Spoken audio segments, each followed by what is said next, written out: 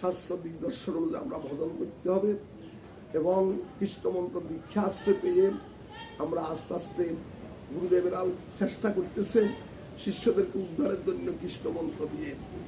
সেই কৃষ্ণমন্ত্র আশ্রয় পেয়ে আজও আমরা সেটা শ্রাদ্ধ করছি। এটা শাস্ত্রের পরিপূর্ণ বহিত কথা, কারণ কৃষ্ণমন্ত্র দীক্ষিত ব্যক্তি মাত্রে তাদের পেট শ্রাদ্ধ হবে না, তাদের সাথে তো শ্রাদ্ধ হবে কৃষ্ণ প্রসাদ দিয়ে 10 দিন অসুখ ত্যাগ করি 11 দিনে। তো গুরুদেব মন্ত্র দিয়ে উদ্ধারের জন্য শিষ্যকে এত প্রাণপণে চেষ্টা করে অন্ত কিছু আগে আনছেন, কিছুতেই আপনারা সমাজকে আস্তে আস্তে পরিবর্তন করেন।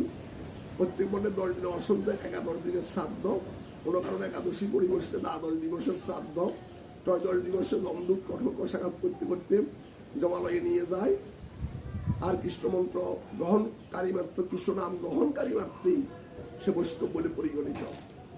তাদের শ্রাদ্ধ পেত শ্রাদ্ধ হতে পারে না। সমাজ থেকে আপনারা পূর্বের অশাস্ত্রীয় ব্রাহ্মণ্যবাদের পুরোহিত দর্পণের এই অসামঞ্জস্য কথাগুলোকে আপনারা সমাজ থেকে উৎখাত করেন। বিশেষ করে আমাদের হরিদাস বাবাদের শিষ্য দ্বারা বা নবদ্বীপের গোস্বামীদের শিষ্য দ্বারা অন্য না বুঝতে পারেন তাকেও বুঝাইতে হবে। মহাপ্রভুর শাস্ত্রের যোগধর্মের দ্বারাই সংবিধানে কি বলেছেন সেটা আপনাদেরকে জানতে দেওয়া হয় নাই।